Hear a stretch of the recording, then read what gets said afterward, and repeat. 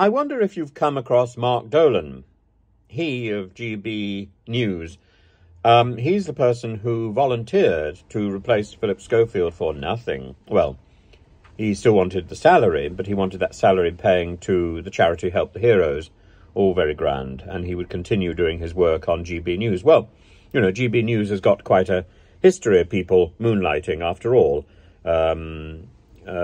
Rees moonlights in Parliament when he's not presenting his show on GB News. So, you know, perfectly reasonable to look for other employment if you work for GB News. He laid in today to those people, the woke elite in the media, the woke elite who dominate the media, who have approved of the smear campaign against poor Suella braverman. Poor Suella braverman. He says there are parallels between the speeding ticket and Partygate. This is a sideshow. This is an irrelevance. This is a distraction. Why bother the Prime Minister when he's at the G7 summit with this nonsense, with this non-story, which, anyway, has parallels all over the place. You can't have so many parallels, can you? Has parallels with Justin Welby. Justin Welby, who didn't bother responding to the letters from the speeding people and therefore had to pay a fine of over £500 and nobody asked for his resignation. No.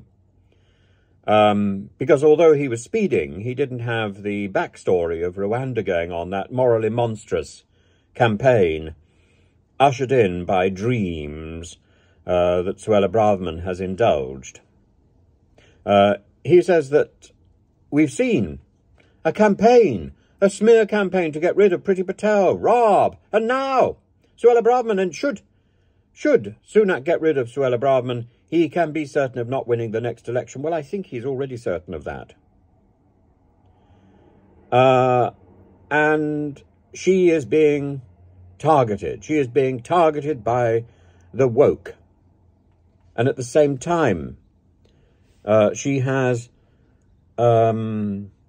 just delivered a speech where she talked about patriotism being a good thing, where she says that we shouldn't be judged by the colour of our skin.